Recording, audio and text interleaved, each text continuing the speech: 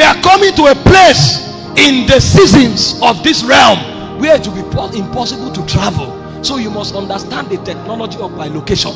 There is a time when men can no longer travel by vehicles. We are coming to a place where it may be impossible for believers to gather to pray. How do witches go for their meetings? They don't go there by cars. They travel with the wind, and it's not a testimony. It's not a testimony. When there is time for meeting, sometimes they have their meeting inside tree, because they know that the tree can be a portal into another dimension, and they go for their meeting inside the tree. Sometimes they want to go for meeting when it's 12. They fly into the meeting venue and they gather, and it's not a testimony. If I appear on this altar now, everybody will begin to shout. It will go on CNN, it will go everywhere. Men will not be able to believe it.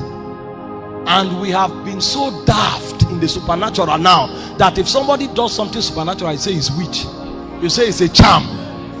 Because we have been robbed of spiritual intelligence that we can't even believe it anymore. When a man rots a dimension, they say it's a charm. What do you mean? Charms are perversion of the reality.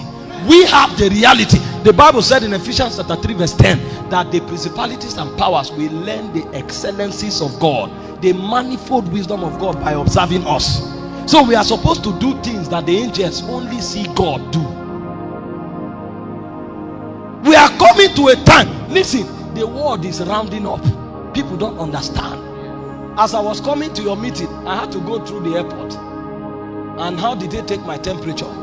Either they take it on your forehead or they take it on your hand. Those are the two positions for the mark of the beast. The thing has not begun, but they are already programming you to accept it. You are entering into supermarket, they say they are taking your temperature, and they are taking it at the spot where they take the mark of the beast. A point will come when it will become a chip. And for you to fly, you must go there. So it's either you learn the technology by which you can travel without a plane, or the church must become big to build their own airports where it is not necessary. That is where kingdom becomes of the man and of the system. It's either you travel without a plane, or the church has airports that need to travel without vetting you with those instruments. This is why it's a great thing that you are starting a school. It's not about money. It's an insurance policy for the body of Christ. Yes. Because a day will come when your children can't go to school. Because if they go to school, they will come back as sorcerers. Because they will legalize things in their syllabus that will make their soul to be corrupt. Your children will go to school and they will teach them. In America now, it's a scary thing to send your child to school. Because they tell your child that sex is exercise. And they tell your child he or she has the right to determine her gender. So at the age of 8, your child can come and say, I am a girl, but I feel like a man. So I want to change my gender. And you don't have the right to cough. Your child of 15 years, you can come into the house and you see her having sex with her boyfriend, and it's exercise. Because she was taught that thing from the school. Now her conscience has been destroyed. There is no message you will preach that will convict her, because as far as she's concerned, sex is exercise, and it's healthy to have sex every week. It is no longer a sacred thing in marriage.